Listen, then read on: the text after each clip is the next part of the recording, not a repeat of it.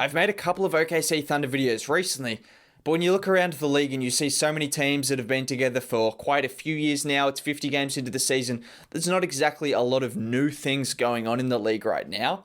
The Thunder are one of those teams that have something new going on all the time. Whether it's Al Horford sitting on the couch watching Last Chance U basketball and getting paid $30 million a year to do that, whether it's Shai Gilgeous-Alexander stubbing his toe and sitting out for 3 weeks because he's too good and they want to get a top draft pick, any of those things is quite interesting. The fact they have 47 picks in the next 3 years is interesting as well. But what is also interesting is the fact that any given night, there's someone else scoring 20 points. It doesn't matter if it's Moses Brown, Alexei Pokusevski, doesn't matter if it's both of them.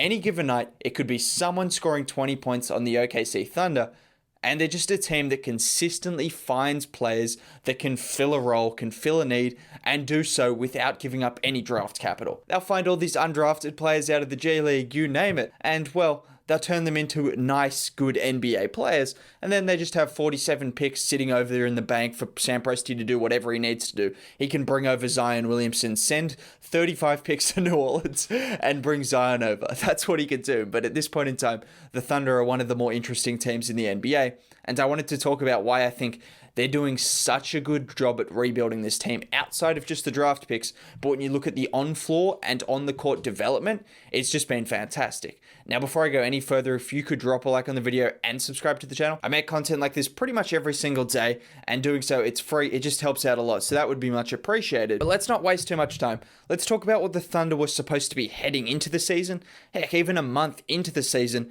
And then what they've turned into now, because heading into the season, a month into the season, you had the likes of Lou Dort, Darius Baisley, SGA, amongst the veterans like George Hill, Al Horford. I mean, even Mike Muscala was playing early in the season, giving you 20 minutes a night and having some decent performances.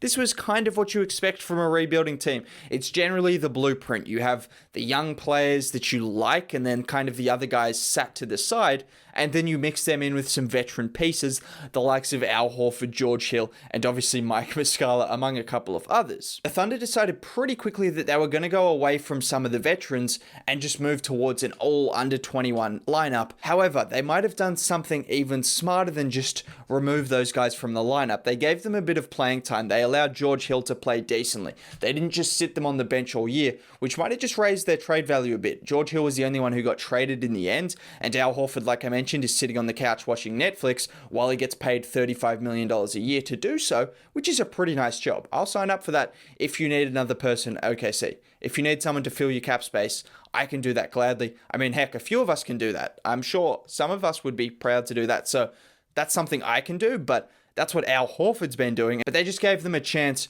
to at least raise their value, which inevitably it happens. They got rid of George Hill and they got some assets in return. And another reason why they might have gone with their veterans early in the season is you need those guys on the floor to help communicate. You need those guys to help set standards. You just need those guys to be around the locker room, because as good as Poku is and as good as he's going to be, he's not exactly someone that knows everything at this point in his NBA career. And when he's on the floor or when he's off the floor, you need the likes of Al Horford, Mike Muscala, even George Hill, all of these guys teaching those kind of guys where to be. Even SGA, he can still learn from the likes of George Hill as well. So that's a reason why they probably kept them through the first few months of the season, and why those guys were getting minutes earlier in the season before eventually just not playing for the rest of it. But enough about the veterans. Let's just talk about what the Thunder are doing right now and what Mark Daigneault has been able to do with his team, because it's been very, very impressive. And let's start by talking about a couple of players that were in the G League just a month or two ago, and that's Moses Brown and Jerome. Now, Moses Brown is definitely the biggest example of what the Thunder have been able to do and how they've been able to link the combination between the G League and the NBA level so effectively, which is something that more teams should look at doing, because the G League is actually a tool to develop players. I know, shock horror, but that's actually a tool to develop players. And as someone who was a head coach in the G League for several years in Mark Daigneault, I think he knows that best. So he was someone that probably saw Moses Brown early in the season, gave him a few things to work on. After seeing him in sporadic minutes throughout the NBA season, sent him down there. He dominated the G League. He came back up, went from someone playing 5 minutes a night to playing consistently over 20 minutes a night and putting up some pretty crazy performances. He put up a 20-20 game against the Celtics. He almost did that in a half as well. Just recently he put up 20 and 12 against the Raptors, 5 block shots against the Chicago Bulls. You name it, he's had some pretty good performances. And at 7'2", he can run the floor. He moves pretty well laterally for someone who's 7'2". He does a lot of things really nicely. At the very least, you could see him being a solid NBA role player with maybe even more upside than just being that. But if you get someone who's a solid NBA role player, undrafted, out of the G League, that's a big win. That is a big win. And another big win is the fact that the Thunder have just signed him to a 4-year, $6.8 million deal, which could be an absolute robbery again from Sam Presti. Again. And I say again because, you know Lou Dort, the Dorture Chamber? Yeah, that guy? Well, he's signed to like the same deal just last year. So he's got about 3 years left on his contract at like $4 million over those 3 years. And he's probably worth about 5 or 6 times that amount already. So who knows in 2 years what he'll be worth. And he's getting paid pennies relative to NBA players, of course. But it is pennies, and Sam Presti has done it again with Moses Brown, who could turn out to be a similar situation to Lou Dort next year when we see him putting up 15 and 15 consistently and looking like an NBA starting caliber center, getting paid the amount of someone on a 2-way contract. That's the kind of thing Sam Presti's done, and he's already done that with Moses Brown. So I feel good that they've got their money, but I also feel like you might have got finessed. You might have got finessed, Moses, I'm afraid. And then there was another guy who spent time in the G League, Ty Jerome. He's just a solid NBA player. Like, you can already see it already. He makes the right decisions. He can shoot the 3-ball well. There's not too much to talk about with Ty Jerome. I don't have as much to say about Ty Jerome as I did about Moses Brown. But he's just an OKC Thunder guy that you could expect to come in. You know he's going to play a role. You know he's a steady ball handler. He was a first-round pick, last year for the Phoenix Suns. Now he's come in, all of a sudden, got him for nothing. I'm pretty sure that was in that Chris Paul deal. When I mentioned it, people said, that's not even worth mentioning. That's how he was thought of after last year. And now all of a sudden, he's a solid NBA role player after being in the G League just a month ago, similar to Moses Brown. So just another player worth noting.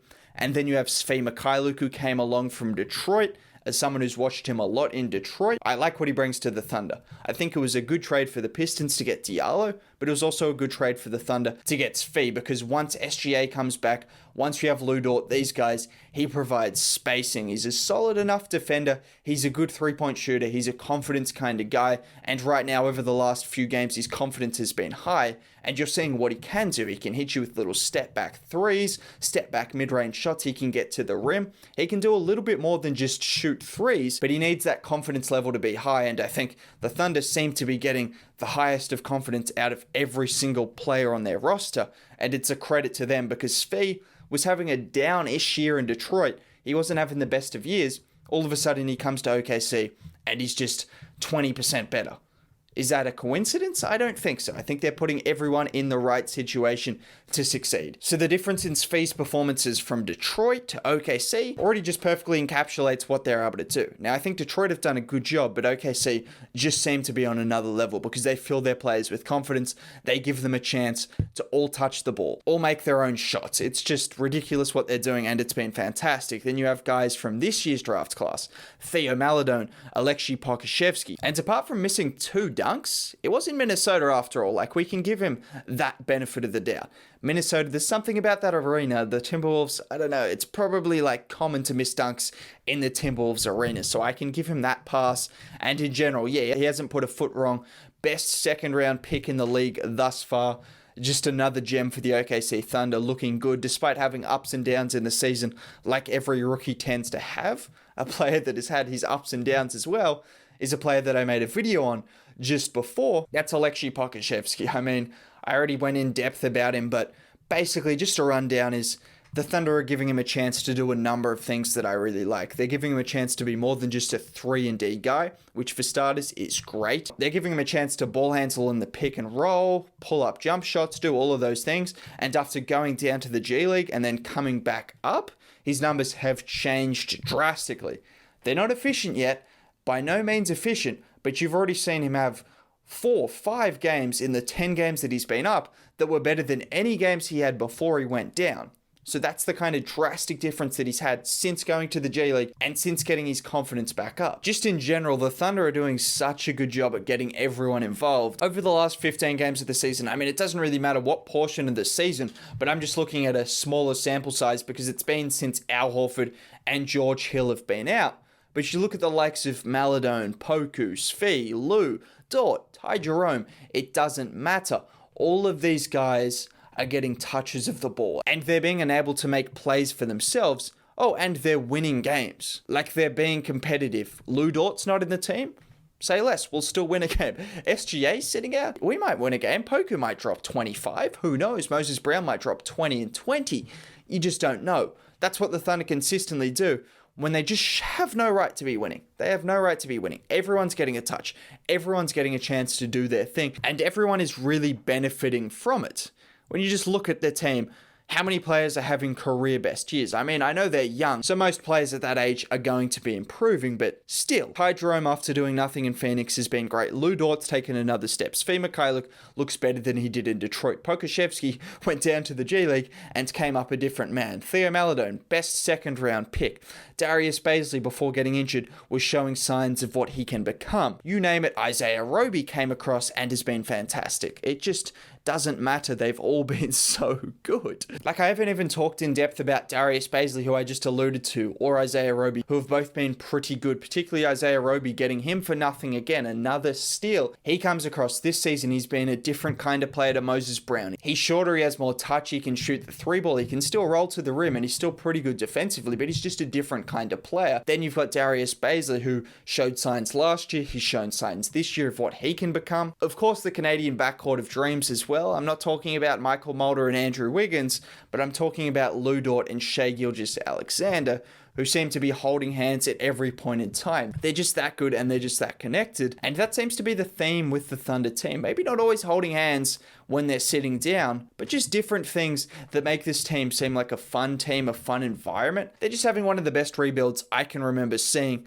already early into the rebuild without even factoring into the picks, which are going to be ridiculous as well. Good stuff, OKC. If you did enjoy the video, a like would be greatly appreciated. Sub to the channel. Have a good day. I'll catch you next time. Bye.